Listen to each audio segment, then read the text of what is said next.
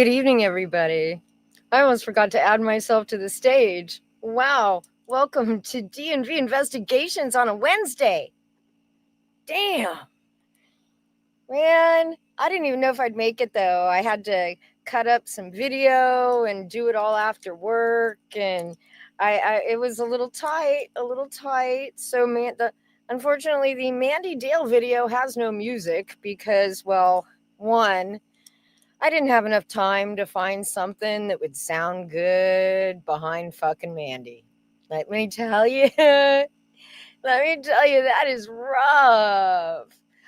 Yes, it is like the extra. Oh God, now I feel really old. Will. Yeah. Good evening, chat. Hello. Hi, Will. Nice to see you here. Hello, Colonel Morg. It's always nice when the producer shows up. And hi, Bubba Fat. Keely Chow. Hey. Yeah, so what a big dust up Dan FRAGA caused again. I love that man. I really do like Dan FRAGA. I think he's a really nice guy who should have stayed as far away from Comicsgate as he possibly could. But I get the feeling that he just trusted fucking Ethan. They'd been friends forever, you know? Like, can you imagine? Imagine caring about Ethan, who cares about no one, and doing that for 30 years just to have Ethan throw you to the wolves in ways that only Ethan can do and can only happen here in Comicsgate. So I got a little gossip about Ethan that we're going to hit, I believe, at the end, and it's pretty freaking good. First, we'll talk about the Mandy. I really want to talk about this Mandy Mike Turner cover thing. It is some of the skeeziest goddamn shit. Like, for fuck's sake, Dale, draw your own cover. I'm sorry if you hear the dog barking. I have no idea. I hope the noise gate is hiding that shit. Yeah, it is. Hello, Henry. Nice to see you. That Mike Turner, the use of Mike Turner's art for the cover is just weird. This is Dale's Omnibus, man. Why isn't Dale doing brand new art for the covers? Like, wouldn't you want to get brand new art? Now, hey, I am not dissing Mike Turner's piece. It's pretty cool if PITT is your thing. It's not my thing. I recognize the talent, but man, just yeah, this whole show is going to be a dumpster fire round, by the way. But it just is.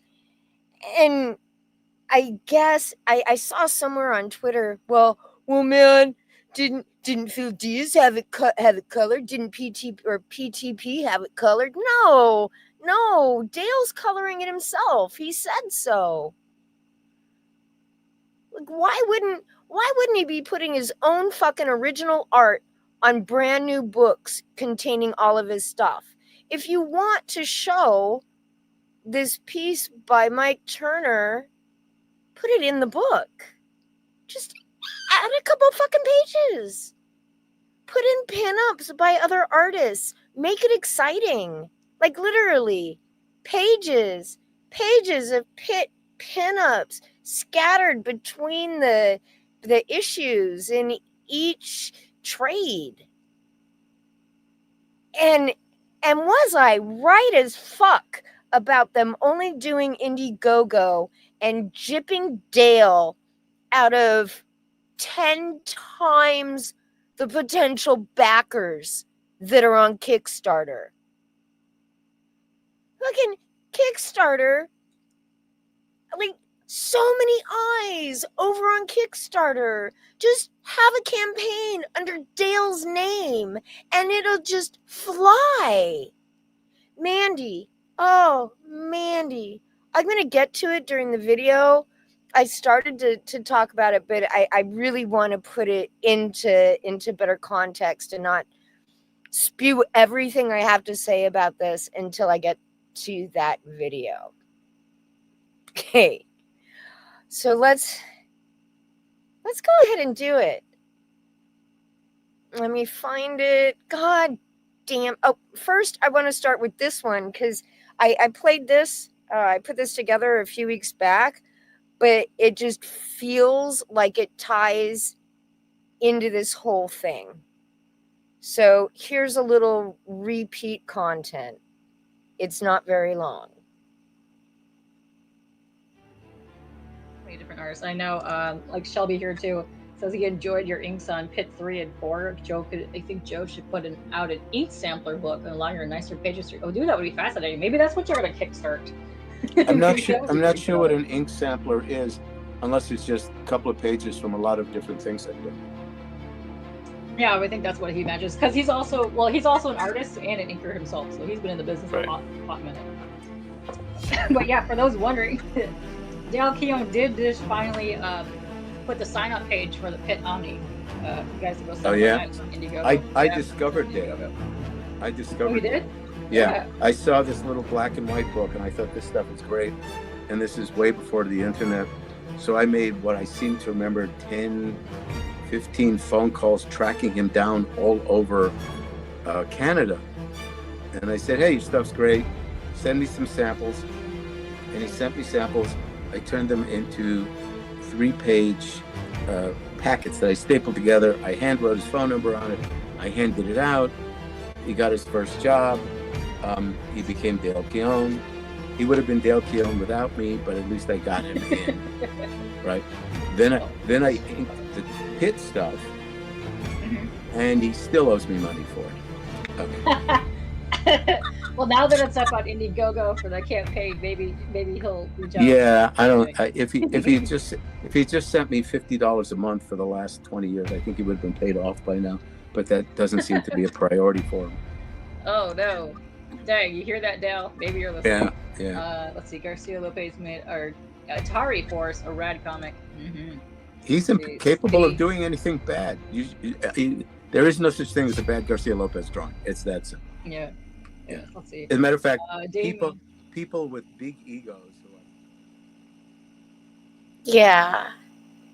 So I just wanted to bring that back into consciousness for everybody as we go on. I find it fascinating that Dale was part of Image, and the reason Image was because they weren't getting fairly compensated for their work. Right? Like, that was the whole fucking point of Image. They'd own their own shit. They'd get paid fairly. Fuck, at one point, Dale got paid like $1 million fucking bucks for books. Like, what? These people were making money. But it was about artists getting the money they deserve. So we got this guy who says he was never paid for inking 2 books for Dale. Jesus, can imagine. Dale insists he paid him, but shit, I don't even think Dale can tell you what he had for lunch 20 minutes after he had it. Yeah. $1 million to Dale. And now he's, I don't know, is it his parents' basement? Like, it could be that girlfriend he lives with house. Like, that's always a possibility, because we know he has a girlfriend, if she's still stuck around. I don't know that I would. Long-term, junkies and dope heads and drunks just aren't good company. Yeah. Let's see, it says, according to Jasper here, the 90s specific Facebook group that he belongs to are pushing back on the recycled Turner cover and the 1 through 4 issue collection, because those books are pretty easy to find in the wild. They are very easy to find in the wild, which makes the whole thing fucking ridiculous. Just put out all of them. Put them all fucking out into one goddamn book, and it could have been done already. And like I said last time I talked about this, all he has to do is contact Image. Though I can see if he's not paying this guy and he's being like skeezy enough to use Mike Turner's sketch for his book cover, I can see why they don't want anything to fucking do with him. But he could contact Image. They have the files. You know what happens when you scan a book? Like, you end up with these beautiful white borders all over everything. And if you cut out the big white borders, you end up cutting off some of the art. We all know how this shit works, right? What's going to happen if, I don't know if there are any double page spreads in that book, because I haven't read it, but that's going to make, printing kind of fucking complicated. Just get the goddamn scans. Yeah. I believe this too. Mandy's got bills and needs to stretch it out. Yeah. Man, lots of women in this space whose men don't provide. You got Mandy, Katie did. Yeah. So I'm going to go ahead and start this Mandy video. I have no idea actually how long it is. I was just rapidly cutting. It's a little rough. I didn't bother with a single goddamn transition in the whole thing, but I was kind. You'll see it because I tell you guys you're welcome, but I was kind.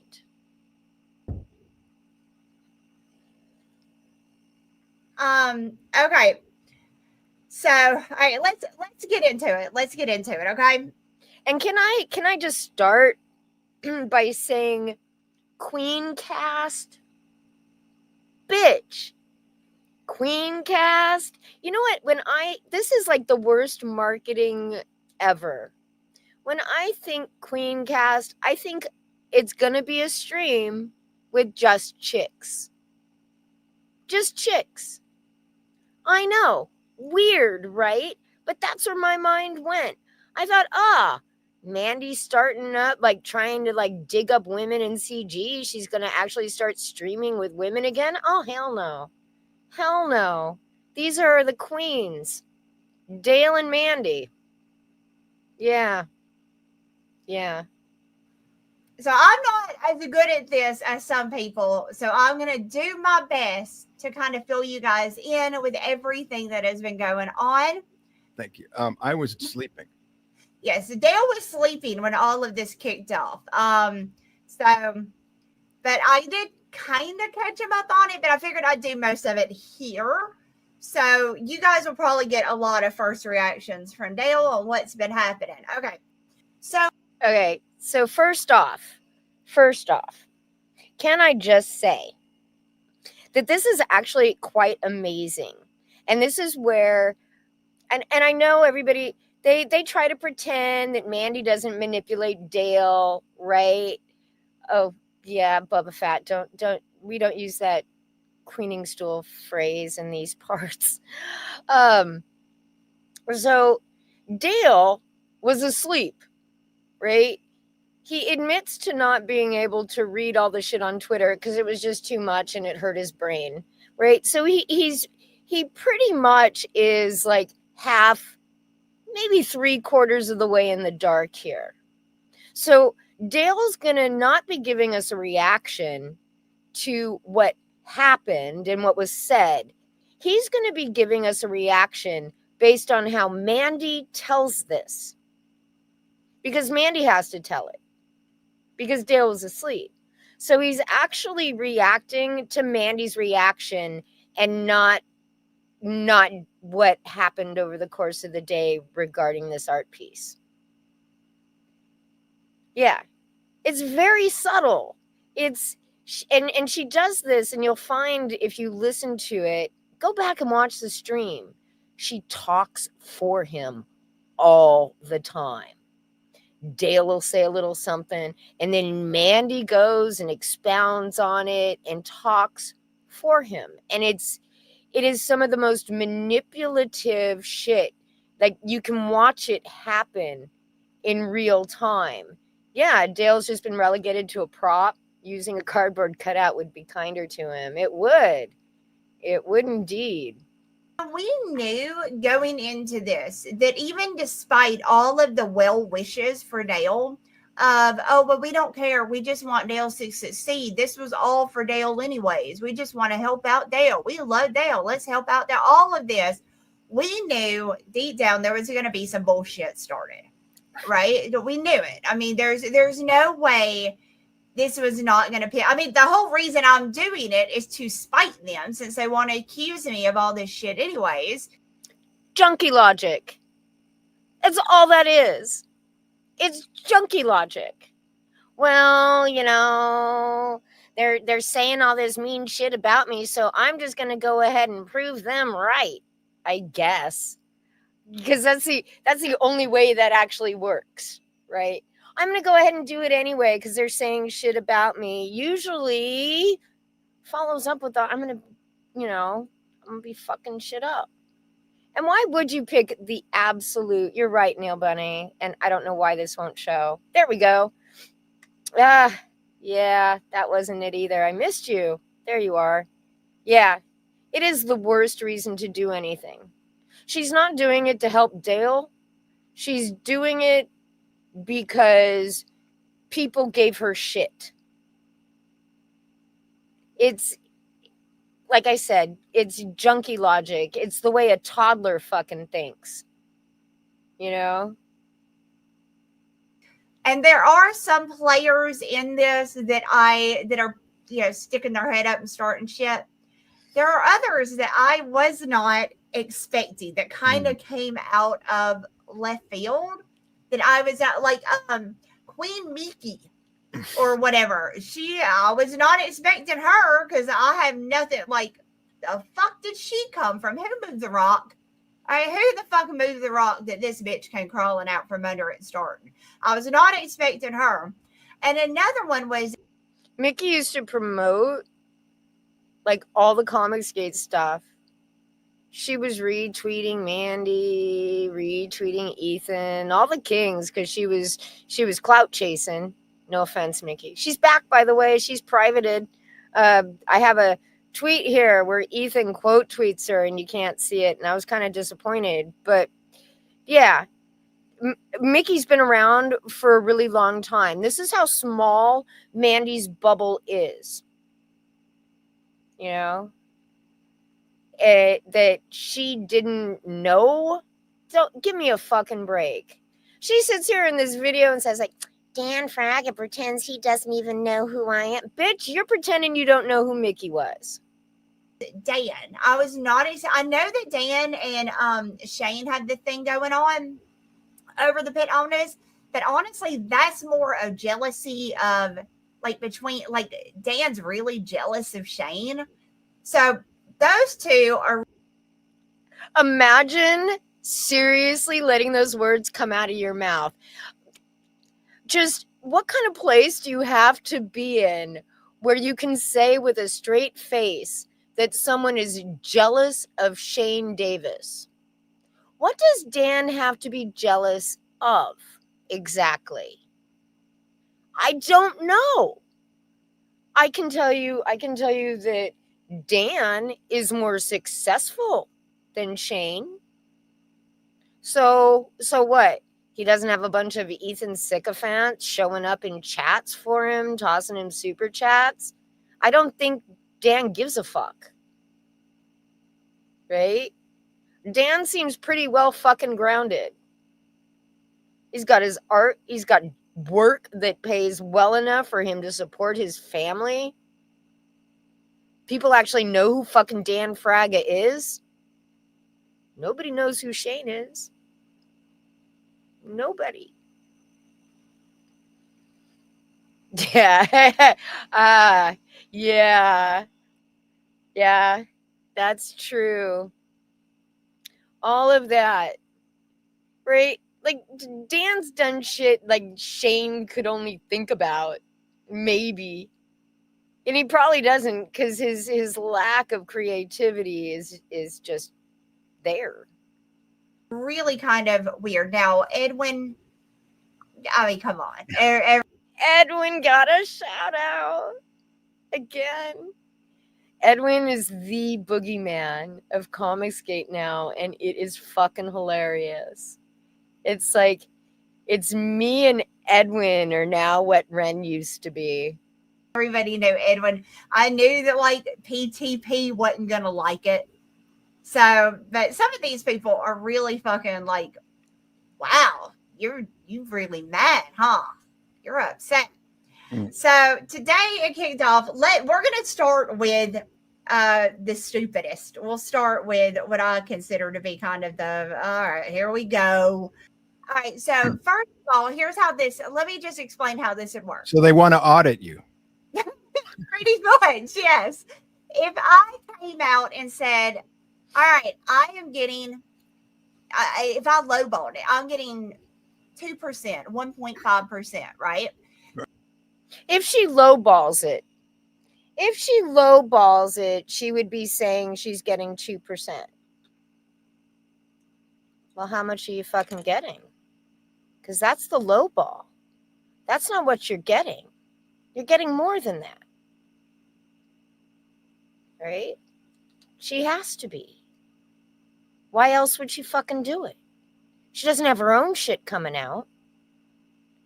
Like, let's be honest here. If Mandy had been pumping out books on a regular tip, doing 3 books a year, 2 at least, I would be like, yeah, Mandy don't need shit. Mandy doesn't need to be doing this PITT Omnibus, but she hasn't. She put out 1 book in the last year that made, and I don't even think that was last year. It may even have been the year before, right? That made like $30,000, maybe.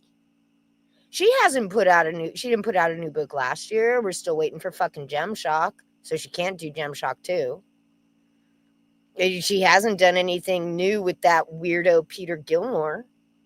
So Mandy, if you had been putting out regular books and making regular fucking money on your own, then nobody would sit here and think, oh my God, why? Mandy's just going to do this for free? Really? There's no fucking way. Then they would come back and say, Phil Diaz offered to do it for free. Right.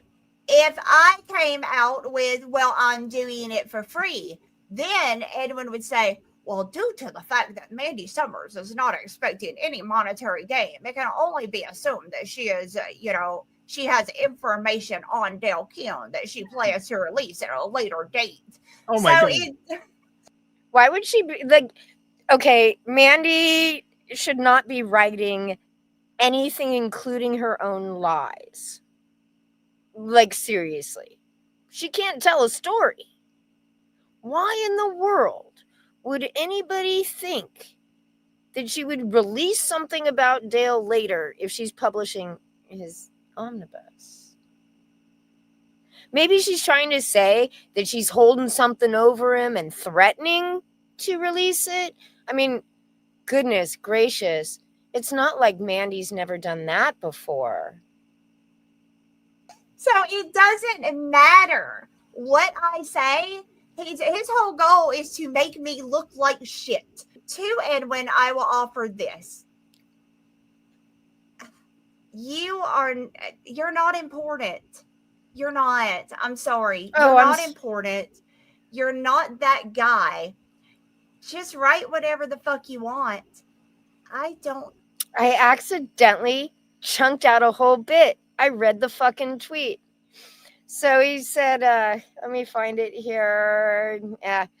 The motivating factor to support the campaign is an act of charity towards Keown, as it arguably is, because of the wide availability of PITT comics. Disclosing the revenue split would likely foster more enthusiasm and motivate people to act and back it as a retirement fund for Dale, which is absolutely true. See, I told you guys this was a quick edit. I only had like an hour and I had not watched the whole stream. So, but yeah, right? Like, I would expect if I'm doing this because people think I'm going to take advantage of Dale, so I might as well go ahead and do the book, then be as fucking transparent as possible. Release everything. Like, honest to God. Transparency is the only way to fight any negative shit anybody's gonna say about her publishing the omnibus. But that isn't even, like, that thought doesn't even cross their minds. Suddenly it's like, ugh, you just want to see my pocket. You're just pocket watching. Oh my God, how dare you ask about my money? It's not about your money. It's about Dale's money. It's about taking care of Dale, right? If it's about taking care of Dale, then maybe you should be transparent about how that is going to happen. Give a fuck. And also, I just want to say, Edwin is so unimportant to Mandy that it was the first thing she covered. It was the first thing she showed in the stream. First tweet she talked about, because Edwin means absolutely nothing to her. More stuff that is coming out is so Dan came out swinging today. What? Dan came out swinging today. Yeah. He called him today. Now, what sleeping. Do you? Dale was sleeping. What do you guys think he would have said to Dale? Like, what could he possibly say to Dale that is so important? Mm.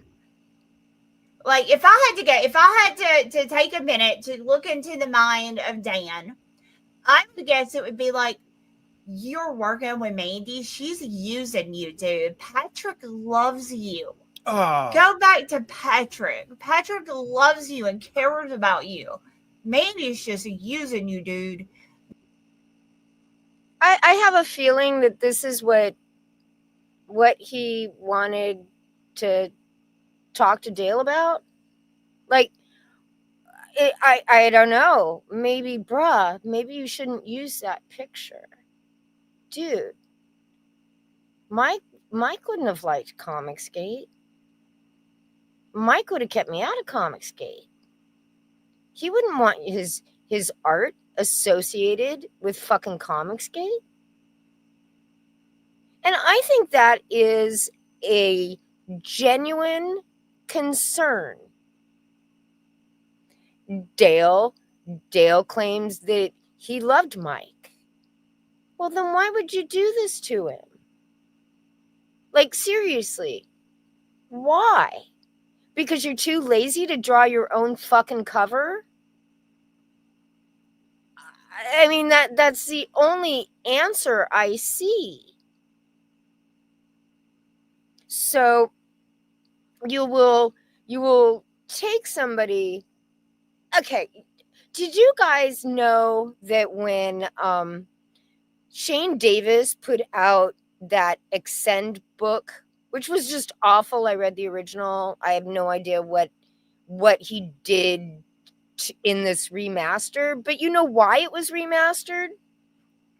It was I think it was re-inked, recolored, relettered, because none of the people on that book wanted to be associated with fucking Comicsgate. I mean, aside from the fact that it was a way to erase Shane's ex-wife off of the book and replace her with Yanzi, it was literally because none of those people wanted their work associated with CG. Because CG is toxic, right? CG was fucking toxic. And it is. Here, I got a little distracted by William over here saying Mike thought Ethan was a joke too, just like everyone else did. Ethan had a life before Comicsgate, and it's a boneyard of disgusting deeds. I believe that. I do at this point. You know? But I'm pretty sure this piece of art was Dan's concern. I bet you Dan probably wouldn't even have mentioned fucking Mandy. I bet you all he wanted to know was, why are you using Mike's art when he wouldn't want you to?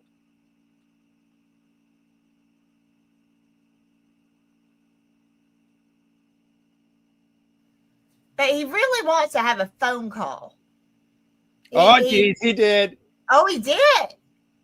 Oh, okay. Oh no, he just said, dude, give me a call, blah, blah, blah. Oh. Yeah, he really wants this phone call to be, he doesn't want it to be a public call, or like he doesn't want any screenshots to be able to be taken about, taken. Yeah, I know that. He wants this to be really private, which means he wants to say something that he probably should not be saying. Right. Is what it sounds like to me. Only be said on the phone. Yeah. You know what it sounds like to me? It sounds like to me like Dan's a fucking adult human being. It sounds to me like Dan's probably close to my age and he's used to talking to people. We like to actually talk to people. I hate fucking texting. I hate DMing people. I would much rather talk to you on the fucking phone. And why would Dan put anything in writing? What? So Mandy can pretend that the texts are way worse than they ever were because she'll never show them? Like, privacy, people. Because it was meant to be a private conversation. But Dale was asleep. And Dale never answers his phone. Like, normal people want to talk to people. and as I'm going to repeat myself here, why the fuck would you want shit in writing? Because you know what? That can be turned around on Dale. Why would Mandy want to encourage Dale to take care of it in DMs or in text instead of actually talking to a fucking person? Why would you not? Like, she sits here on this stream and says, Dan thinks I don't let Dale talk to him, that I keep him from calling him. No, that's not the point. Like, maybe you actually are, in a way, by talking like this, encouraging him to not connect on a personal level. Because even though it's the fucking phone, it's still a personal level. You're talking, you're listening to people, you're hearing their voice, their inflection. They can't get away with the same kind of shit on the phone as they can in a DM. It's more honest. And maybe he just wanted honest conversation about his concerns. That is considered like a gay-opping is sad as fuck. It can only be said on the phone. And I assume it has to do with me, because a lot of you guys I've seen some of you ask, what is your problem with Mandy, Dan? So, I mean, yeah, it's not that he doesn't. But he does surround himself with people that hate me, that make up lies about me. Some of them are even the ones that actually started the fucking lies that they're telling. So...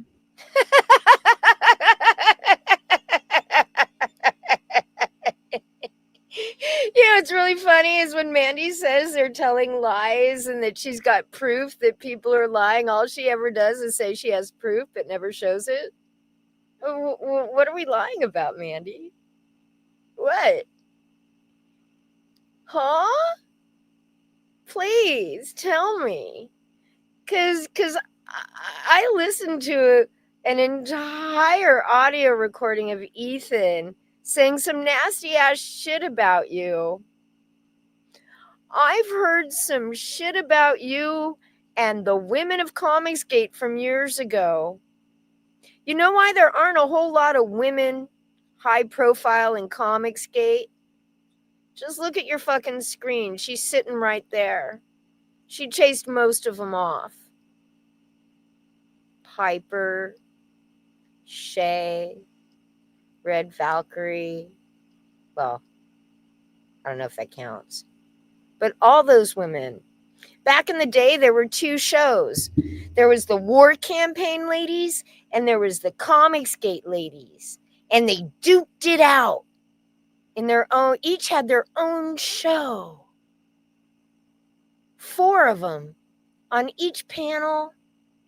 All those women are gone. Piper's doing the occasional stream on her own channel to like 12 people.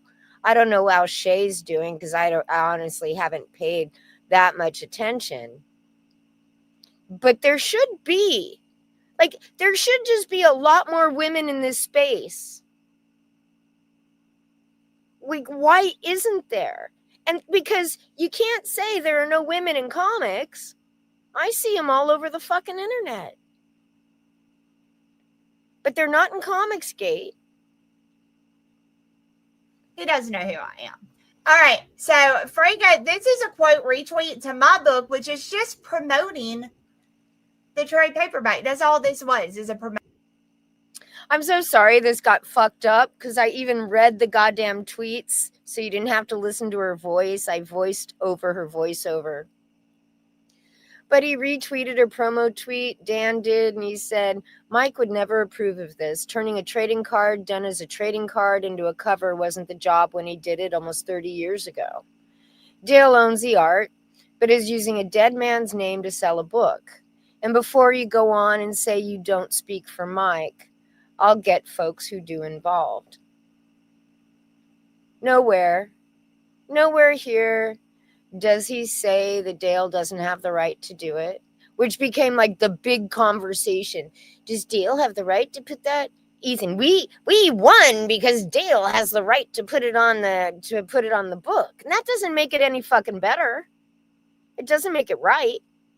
It doesn't mean that morally it's a good fucking choice. And he quote retweeted it and said, I think the most, he's acting like we're really scummy for using this as a, I don't know, as a cover. Right. But I think what's really, really scummy is to try to speak for Michael. I mean, to me, that's what's really fucking scummy. You know what I found really fucking skeevy? How she used his first name like she knew him. Like he was her personal friend. Scummy. Yeah, even if you were friends, it's still scummy as fuck. Yeah, like they're the ones bringing it up.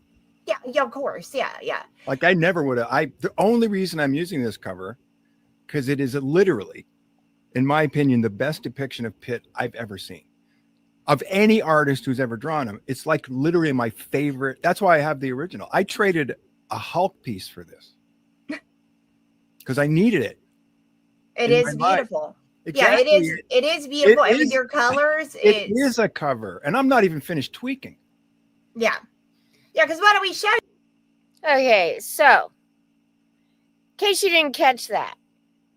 So Dale isn't the one that commissioned Turner for this piece. He was commissioned by the company that made the trading card. Dale liked the art and traded his own art in a personal trade with Turner for the original art. So in actuality,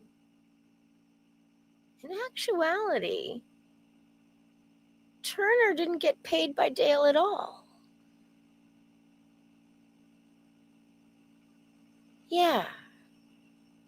And I know he, possession 9/10 of the law and all that. And I should have probably contacted my friendly copyright attorney and asked him about this. But I don't know that he actually has publication rights. I mean, he might. Is he? Dale's now the owner of the copyright. Well, that's cool. And I don't, one way or another, I don't care. I just found the way the way that it all happened and how he ended up with this art that's now going to go on his book, because it's his favorite drawing of Pitt ever. Like I said, it should be on the inside of the book. Dale's art should be on the cover because it's Dale's big project. It's not even going to be a limited cover. It's going to be they're going to have the 2 covers available the whole time. So it just doesn't make sense to me. You guys is not the full. That's not the full version. That's, I want done. to do it justice. I really liked Mike. He was an awesome person. So I don't know how he would feel about. I don't know. Or, I don't know. Would he have saw that car video and been totally fucking disgusted with that and cut you off and been like, dude, no, Yeah, I went. So I don't know. Speaking for somebody who is no longer here is. You just did that, Mandy. You just tried to do it yourself, and you didn't even know the man. Really, what that to me is what is scummy. I don't know where they get this from. If it's because Dale likes to party on, on Ballers, or Once a week. Once a week, or I because I never drink during the week ever. No, you don't. No, you just spend the whole week stoned off your ass doing God only knows what other dope. Like, we all know that's what you're doing. Or did he quit weed again? I do not get it, but they do act like Dale is kind of an invalid, and I'm leading him around like I'm somehow like seduced Dale. Like, Dale, don't you want to do a cover for me, Dale? Like, I'm over here doing that shit, and Dale's just, yes, queen. You know what I mean? And but that's not how it is. Or acting like Dale has a Mandy and Dale, or Dale loves Mandy piece of art that he drew that's behind him. Really? And it's more weird junkie shit, right?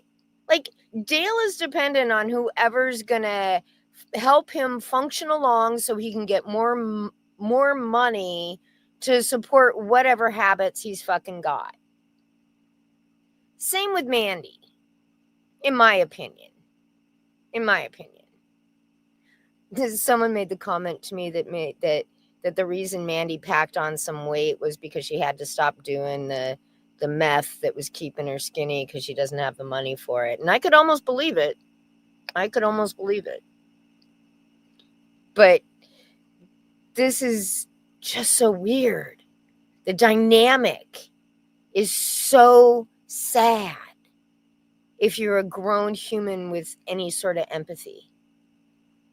Dale has not been in this business for as long as he has. Dale is one of the most intelligent guys when it comes to this shit that I've ever had the privilege of talking to.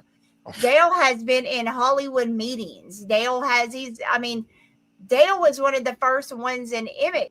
Look at this, though. Like, he still really thinks that he's all that shit. Look at him. He puffs up. She puffs him up. He sits up a little straighter. You're like really thinking like he's still this big ass shit that he was back in the 90s. But what happened? I mean, Dale knows what the fuck he is talking about. Dale has been dealing with meetings and fucking shit like that for years. And then you get people like PTP and like, I don't know, and Phil who act like, oh no, Dale's just under the spell. No, Dale's dude. So Dale, this brilliant genius who's broke, right? Desperately needs the money from a book to get him through his retirement. But, you know, what happened to those fucking Hollywood meetings? What happened to those meetings about toys? What happened to all that shit? Did it happen to fall apart because Dale was doing dope? Because nobody at Image wanted anything else to fucking do with him? Maybe that's what happened. And maybe the problem is that people give Dale too much deference. Oh, he's Dale Keown. He drew PITT. Look at this fucking awesome book, man. Look at this great Hulk ripoff. Okay. It's like, that's all it is. It's like his art is good, so we have to forget that he just uses people along the way? Because that's what junkies do? They use people? Just like, you know, Mandy's using Dale? That's what I think. And I think we've all been way too nice about fucking Dale Keown. Just because he drew PITT. Now, if he wanted to just be the guy who drew PITT and not enter into this realm of social media and sit there and let Mandy be his fucking mouthpiece because he needs her to be his mouthpiece, then maybe I'd have a little more fucking sympathy, but I don't. My junkie sympathy is limited. It just is. I deal enough with them in my real life. I don't need to give him extra empathy. I just don't. What Dale wants to fucking do. So we're gonna keep this campaign super, super simple, you guys. This is, I don't have like a warehouse. It is literally just me fulfilling. So we are going to keep it simple. So it'll be easy for me to get these out as quick as humanly possible to you. In other words, there won't be an overprint. Nobody's thinking about selling it in other outlets. Because Mandy is going to be fulfilling it from her house and she only has so much room. So she'll order the books with a little bit of overprinting just to cover the damages during shipping. And this whole thing will be a fucking waste. Just a fucking waste. Like, if you don't have enough, like, she wants me to believe she's got enough, she has enough space for all these extra books that they may want to sell on Amazon or contract to get them put into fucking stores. No. This is all going to be like the lamest, most let's jip Dale out of serious fucking money campaign possible. Because Mandy is spending all of her time setting up the campaign page because it's so fucking complicated. It's that hard? You guys. You know what? What we're trying to say is fuck everybody out there. Fuck them all. That's right. No, we were pretty much done shitting on him by the time you got here anyways. No. What do you think about that, Shan? It's really easy. It's my whole situation about that is it's your project, Dale. It's your thing. You choose where it goes. Do you think I'm a scumbag for using Turner's art? Jesus Christ, man. You know what I mean? Like, good God. I don't even know how to weigh in on that. I love Mike Turner. I know. Did Mike Turner do the piece for you or for somebody else? Some other people in this planet? He did it for the card company. Sure, but he probably was excited to do a piece of your character. That's what it's for. You know how many times I made that guy laugh? Yeah. I can imagine. You made me laugh a whole bunch of times since I've only known you a short while, man. At convention, I'm a fucking hoot. Hoot. Yeah. Yeah. That, who is, I never even try to say his name, Shanth. He is. He's a total fucking disappointment. Man, he just came on there and was just licking Dale's balls and trying to... Oh, it was just awful. What does he think he's going to get a chance to draw PITT? Fuck. All of this shit. This is going to be the biggest mistake. Like, such a fucking train wreck. And they're going to point to a campaign that's probably going to make, oh, I don't know. Does anybody think it'll do better than Shane's? Not as well as Ethan. And I'm guessing it'll top out before it closes at maybe 200K. Maybe. And then Mandy's still got to be paid. Taxes got to be paid. The books got to be sent. When he could do it on Kickstarter and probably make 3 times that. Is just sad as fuck. Sad. You know, I don't know. I think if this had been a true omnibus with some with original art and maybe some making of stuff in the book, I think it would sell. Even Mark Brooks on Twitter said that he would buy a copy of that. But it's not. It's not, because that would require Dale to do some actual fucking work, and he's less likely to do work. I'm not talking draw. I'm sure that man draws like a motherfucker all day long at home. But he's not doing anything producible for sale and commerce in the Comicsgate space. Yeah. So that's all I have about those people, except I think I had, yes. So I have Ethan's reply to Dan FRAGA. Or actually, I'm sorry, to Mickey, but it's about Dan. And Ethan says, it's not about money. That'd be easy. Dan is making it about politics, Mickey. According to me, Dan FRAGA, Mike Turner wouldn't like Dale's political stand against SJWs and cancel culture, so I'm speaking for him posthumously and revoking your rights to the artwork you paid him for. And you know what? Then he says, Dan can go fuck himself. Anyone who has a problem with this because of Comicsgate is a hypocrite.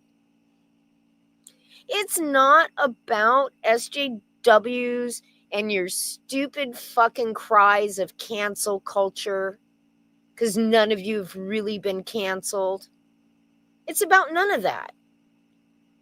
It's about the fact that Ethan is the emperor, God emperor of Comicsgate. And he's more like Caligula, right? Like, he is a horrible person who treats people badly, who is treating Dale badly. Dale's being completely taken advantage of. And most people ended up not liking Dale, who knew Dale from years ago. Like, he should be glad that, and thankful, frankly. And this is going to sound weird, but he should be thankful that Dan cares enough about Dale. Like, people that really care about you are just, they're few and far between. And I mean people that, I'm not talking about your family, because that's family. But people that really care, there's not a whole bunch of them out there, man. Ethan certainly isn't one. Ethan will say anything to anybody about any of his friends if he thinks that's what they want to hear, and he doesn't give a shit. Yeah. And then Dan. Oh, Dan. Dan pops back. Dan pops back. When Ethan tries to diss Dan about his art with, it sucks so much that you put it on your toy packaging. You chose my art to represent 90s cyber frog. You're a joke. I helped you in the 90s like your editor did after you banged her. You deserve everything that's going to happen to you. Have fun at your baseball game while not drawing your late books. This is me, the kettle, calling the fat ass pot black. And I saw that, and it brought back some memories of things like that I'd heard gossip wise along the way. And I did a little check in, I did a little asking around. And yeah. Ethan was the milkshake girl of Harris Comics. Ethan slept with his editor. Lived with her for a while, too. But Ethan is a milkshake girl.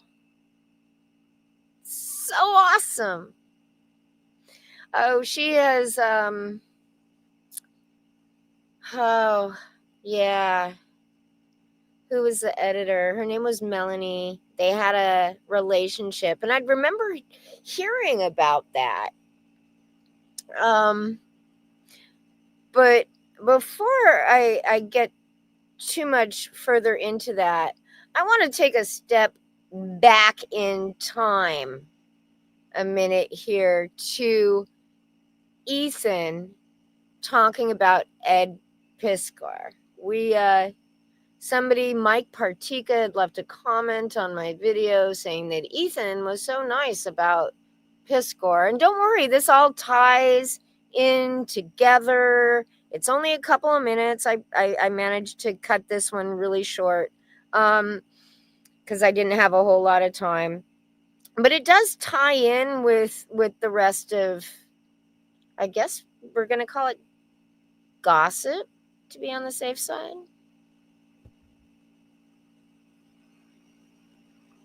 What happened to Ed Piskor is a little bit different. According to what people are saying right now, when I say people, I mean a girl who was 17, a teenager, is all over the internet right now, spilling this tea.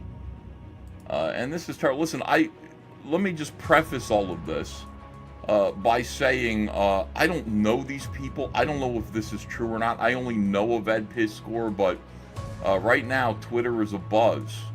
Mainstream Twitter is abuzz with this story, comparing him to Cameron Stewart and Ward Ellis and so many others. As lovely as she is, and I guess this is now, I guess she's probably 20 years old, but at the time she was 17. This is not a person who is going to this is not a person who you can kind of go up to. This is a Tess Fowler situation waiting to happen. Don't ask her for drinks. Don't do anything like that if she's able to drink now. I don't know. But in any case, when she's 17, even especially, she's a little child. And then also look at her fucking cartoons. What are you, nuts? And she sends a photo, presumably, of her artwork. And she says, just self-indulgent doodling today. You're so fucking good, Molly. This is an adult man to a 17-year-old girl. Okay, Ed Piskor is a fucking creep. He likes little high school girls? Fuck! Ah! He likes little high school girls. Oh, Ed. Oh, Ed. Oh, my God, dude. Okay, dude. Yeah, so you didn't get the job, huh? Says Strontium. Right. Oh, my God. Yeah, it's called jailbait for a reason, says Prime Matrix. Yeah, because I'll be sad if you're 17, because at that point, like, I'll be like, dude, you're so much better than I was when I was 17. So she could play around with malleable young girls with no real grasp on the situation because their predator have a successful career in comics? Allegedly, this is what she's saying. If this is true, it's a crime that he's trying to commit here. If he is trying to get with this girl, he's inviting her over, according to her testimony, okay? I have to say allegedly, according to what she's saying. I don't know the truth of any of this. But what I'm saying is, yeah, she's not a little kid. She is. She's 17. She's a little kid. So, Actually, it would not have been a crime. Ed Piskor lived in New York, I believe. And in New York, the age of consent is 16. Just saying. I don't think Ed Piskor did anything wrong. I had already talked about that. I saw those DMs. And here's the thing, right? He's so uncurious and he's so ready to just talk shit about anyone based on anything that I looked at those DMs and I'm like, there's a lot of shit missing here. Like, there's a lot of important context missing in those DMs between that young lady and Ed Piskor. And she was 17 at the time they were talking. So I did a little asking. You know, I'd remembered hearing the story about Ethan living with his editor at Harris Comics. And it had been a long time ago, and you know, I don't necessarily think that like everything we've ever done needs to come to light. Whoopi, he was young, he was single, he had a relationship with some woman. It was the 90s, right? And back in the 90s, I don't know if a lot of you, I don't know how old many of you are, but back in the late 80s, early 90s, that was the time when women entering the workforce was like a huge thing. They wore these god awful suits with these little like blouses with little ties and bows at the neck. It was, think Working Girl, the movie, not the hookahs, the movie.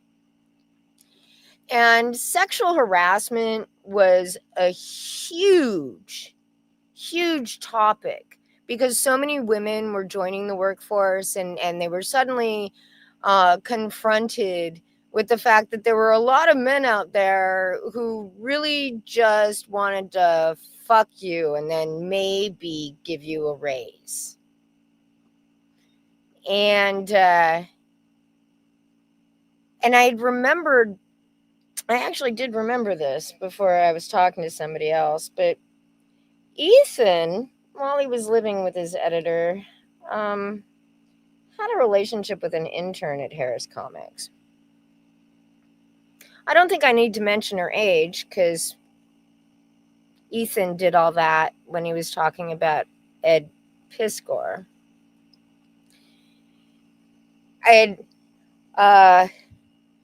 Whether it's true or not, I'm going to go with it's true.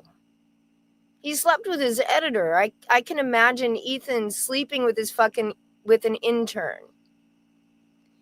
And it's not so much the age thing that gets me. It's that he slept with an intern. And then I thought back to the Cyberfrog comic, to his Blood Honey comic, and that panel with fucking Bill Clinton. I did not have sex with that woman. Just sort of seemed like a deep-seated thing that Ethan probably needed to get out. Yeah, it is a female narrative.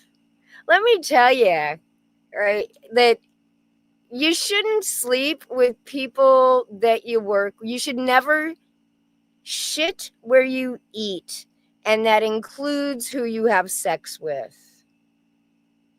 What's crazier is he went from he had a relationship and slept with his editor, slept with the intern, but then he made it all the way to the top of the female food chain and married the boss's daughter.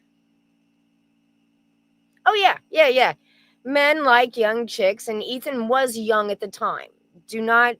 He would have been like in his early 20s, still old enough to not be fucking children. Or still old enough to not be fucking underage women. Let's put it that way. 17's not really a kid, but it's ooky as fuck. Adults should not be having sex with people who are not adults, even if they're almost adults. Ha. So, that is my show. We are talking rumor here, Kirk Fashi. Tonight is about rumor, but it's rumors that I've heard from multiple different places, like multiple different places, from people that don't know each other, but are in the industry. Yeah, maybe PETA, not pedo. I don't think 17 is. I just think it's gross. And I think that it's something, the type of relationship that should be avoided at all costs, especially when they're an intern. You all have a great night. Thank you very much, Nail Bunny. Much appreciated. I will probably be back on Sunday. I don't know if I'll have anything left to talk about. Who knows? Maybe something will catch my attention and I'll stream on Friday. I don't know. I know this was kind of rough though, because I went straight from work, walked the dogs, and then ended up cutting video, and I still haven't had dinner. So you all have a fabulous fucking night, and I'll catch you whenever I'm back. Thanks again.